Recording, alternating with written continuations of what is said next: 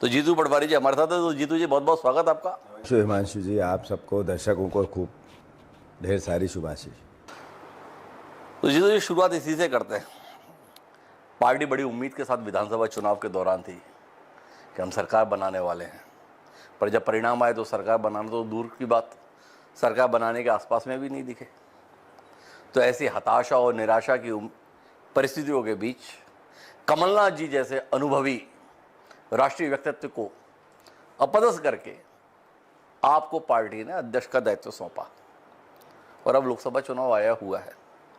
कितने दबाव और तनाव के बीच में जीवन जी रहे हैं जीतू पटवारी?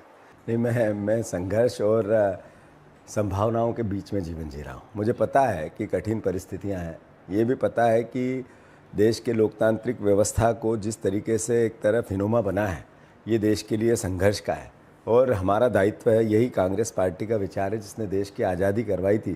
तब ये पता नहीं था आज़ाद कब होगा। शहीद हुए, शहादत दी और लाखों लोग चले गए, पर किसी कुछ के नसीब में दिखी आज़ादी उन संघर्षशील स्वतंत्रता संग्राम सेनानियों में। इस वक्त लोकतंत्र को बचाने की बात है, संविधान को बचाने की बात है, कांग्रेस पार्टी की आइडियोलॉजी को घर घर पहुंचाने की बात है। सत्ता जरूर लक्ष्य होता है एक राजनीतिक दल का, पर विपक्ष भी दायित्व होता है एक राजनीतिक दल का। तो मैं मानता हूं कि हमारा दायित्व है, विपक्ष की भूमिका जनता ने हमें सौंपी है और चूँकि हम जनता जनार्दन माँ बाप होती है लोकतंत्र में, उनके आदेशानुसार विपक्ष की भूमिका निभा रहे हैं।